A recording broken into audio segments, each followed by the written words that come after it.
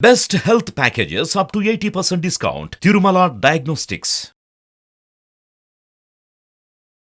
నమస్తే సార్. నమస్తే ఉష గారు. గోవాలో జరిగిన ఇన్సిడెంట్ మాట్లాడాలంటేనే ఒళ్ళు గగురు పుడుస్తుందని చెప్పుకోవచ్చు. 4 ఏళ్ల పిల్లాడిని, తన కడుపున పుట్టిన కొడుకునే భర్త వల్ల ఏ ఇబ్బందులు వచ్చాయో, ఎటువంటి ఇబ్బందులు ప్రాబ్లమ్స్ ఫేస్ చేసిందో తెలియదు, కానీ ఏ తల్లి కూడా కన్నబిడ్డని చంపే ప్రయత్నాన్ని కానీ ఆలోచన కానీ చేయదు.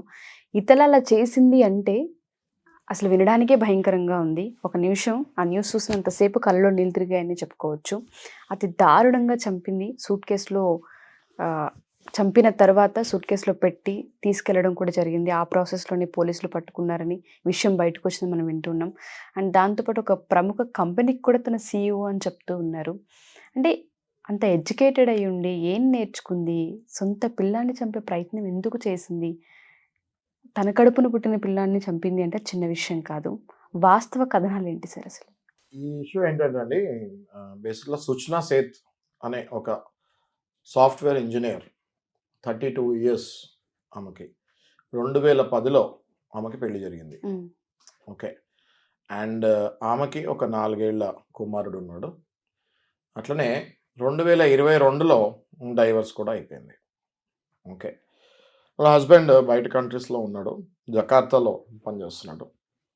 ఈ అమ్మాయి డైవర్స్ అయిన తర్వాత ఎప్పుడు కూడా పెళ్ళయి డైవర్స్ అయిన తర్వాత పిల్లలు ఉంటే పిల్లల గురించి గొడవ అవుతూ ఉంటుంది. డైవర్స్ అయితే జరిగిపోద్ది ఉషా గారు ఇందులో.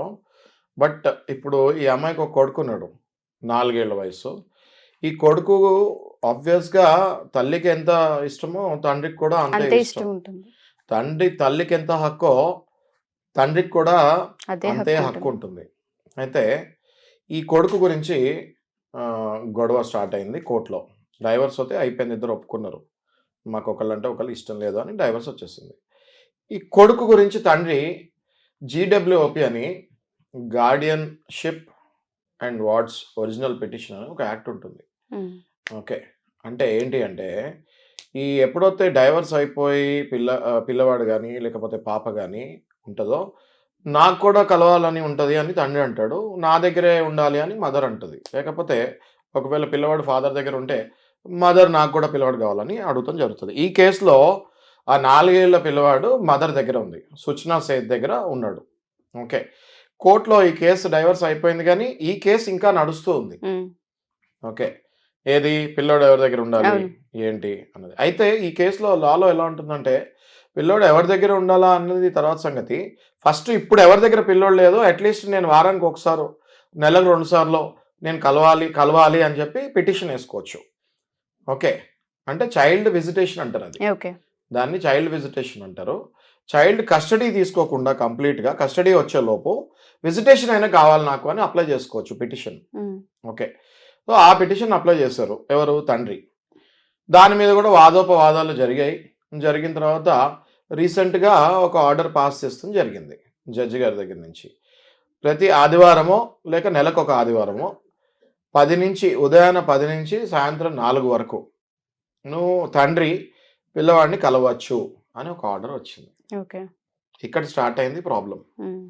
ఎప్పుడైతే వీళ్ళకి డైవర్స్ జరిగింది అని నేను చెప్తున్నాను 2022లో, వీళ్ళిద్దరికి డైవర్స్ పడకనే మనస్పర్ధలు వచ్చి గొడవలయ్యి, అతి భయంకరమైన గొడవలయ్యి ఒకరితో ఒకరికి, దాని తర్వాతనే డైవర్స్ జరిగింది.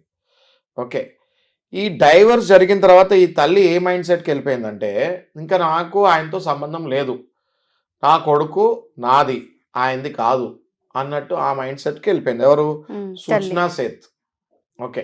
ఆ మైండ్ సెట్కి వెళ్ళిపోయిన తల్లి ఎప్పుడైతే ఈ ఆర్డర్స్ వచ్చాయో, అమ్మో నా కొడుకుని ఆయనకి మళ్ళీ చూపియాలా, ఆయన దగ్గర ఇన్ని గంటలు వదలాలా, ఆదివారం ఇన్ని గంటలు ఆయన నా కొడుకు దగ్గర ఉంటాడు అంటే ఆ తండ్రి అన్నది మర్చిపోయింది. చూడండి ఉషా గారి దగ్గర అదే కొడుకుకి తండ్రి ఆయన అన్న విషయం మర్చిపోయి ఆ కొడుకుని బెంగళూరు నుంచి గోవాకి తీసుకెళ్ళి ఏం చేయాలా అని ఆలోచిస్తూ, ఓకే, ఫస్ట్ ఆ తల్లి ఆమె కూడా సుచ్నా సేత్ కూడా ఆత్మహత్య చేసుకుందాం అనుకొని డిసైడ్ అయింది. ఓకే. దానికి రెడీ అయింది. అంతలో ఏం జరిగిందో తెలియదు. ఓకే. ఇద్దరు చనిపోవాలని ప్లాన్ చేసుకున్నట్టుంది. ఓకే, ఫస్ట్ ఈమె చనిపోతే మరి ఆయన ఆ పిల్లోడిని చంపాలి కదా, రైట్. సో అట్లా కాదని చెప్పి ఫస్ట్ పిల్లవాడిని చంపుదామని డిసైడ్ అయ్యింది.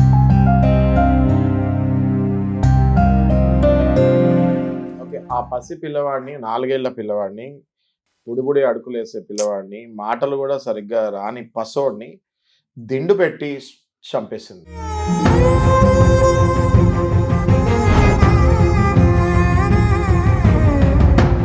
చంపేసిన తర్వాత ఓకే, ఏవో కొన్ని ఆ ప్రాసెస్లో బ్లడ్ కూడా వస్తడం జరిగింది. ఓకే, ఆ బ్లడ్ తుడపడం జరిగింది. స్ట్రెయిన్స్ అవి ఎక్కడెక్కడైతే తనకు కనిపించిందో ఆ కంగారులో ఎక్కడెక్కడ కనిపించిందో అక్కడక్కడ తుడిచింది, ఎక్కడెక్కడ కనిపించలేదో అక్కడక్కడ వదిలేసింది. ఆ తర్వాత ఈమె సుచనా సేత్ ఏం చేసిందంటే అక్కడ ఉన్న రిసెప్షన్కి ఫోన్ చేసి నాకు అర్జెంటుగా గోవా టు బెంగళూరు నాకు కార్ కావాలి అని అడగడం జరిగింది. ఓకే, సో వాళ్ళు రిసెప్షన్లో ఉన్న సహజంగా గోవా టు బెంగళూరు కార్ అంతే అవుతుంది మేడం, ఫ్లైట్ కూడా అంతే అవుతుంది, మీరు ఫ్లైట్తో వెళ్ళిపోండి, సేమ్ ఎక్స్పెండిచర్ అవుతుంది, ఎందుకు మీకు కార్ ఎందుకు, చిన్నపిల్లాడు ఉన్నాడు కదా మీతోటి అని చెప్తే, లేదు నేను చెప్పింది వినండి మీరు చెప్పింది కాదు అని ఈమె దబాయిస్తూ జరిగింది. దాంతో వాళ్ళు క్యాబ్ బుక్ చేశారు.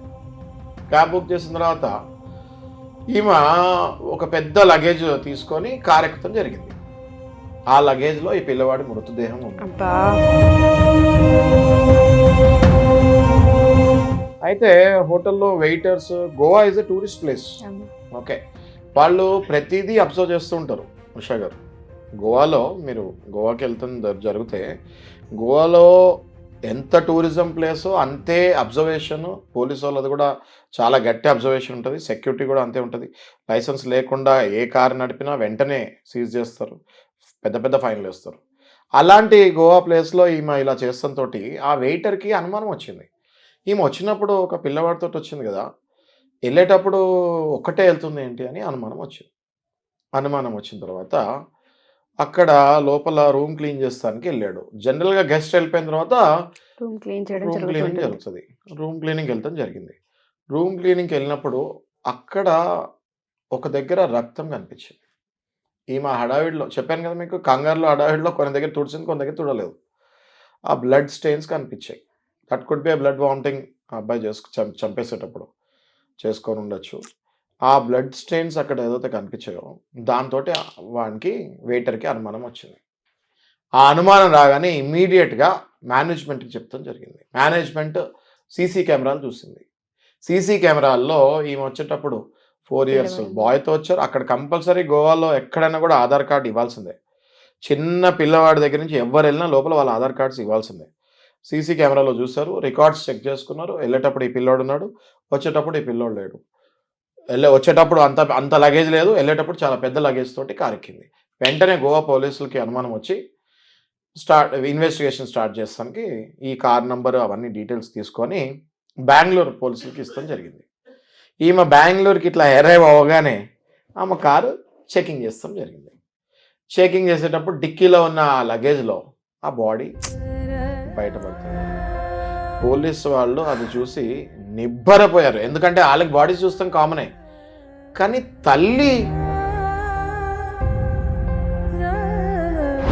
కొడుకుని, అది కూడా 4 ఏళ్ల పసోడిని చంపి లగేజ్లో పెడుతుందని, అది పోలీసు వాళ్ళు ఒక్కసారిగా వాళ్ళు ఎన్ని క్రైమ్స్ చూసినా దాంతో ఇమోషనల్గా బ్రేక్ డౌన్ అయ్యి ఓకే ఆ బాడీని పోస్ట్ మార్టం రిపోర్ట్కి పంపిస్తుంది జరిగి అట్ ద సేమ్ టైం ఈ పిల్లవాడి తండ్రి జకార్తాలో ఉన్నాడు, అవుట్ ఆఫ్ కంట్రీ. ఆయన చైల్డ్ కస్టడీ వచ్చింది కదా, సండే పిల్లవాడిని చూసుకుంటానికి టైం దొరికింది కదా, సో నా కొడుకుని నేను చూసుకోవచ్చు అని ఎలాగో టికెట్స్ బుక్ చేసుకొని బయలుదేరాడు. ఓకే, ఇంకా ఆ తండ్రికి ఆ న్యూస్ ఎయిర్పోర్ట్లో ఉండగానే అందింది. ఓకే, ఆయన చైల్డ్ పర్మనెంట్ కస్టడీ లాగా అయిపోయింది. ఎందుకంటే ఆ పిల్లవాడి మృతదేహం వాళ్ళ ఫాదర్కి చేతిలో పెట్టడం జరిగింది. సో దీంతో ఆ తండ్రికి చైల్డ్ పర్మనెంట్ కస్టడీ వచ్చేసింది.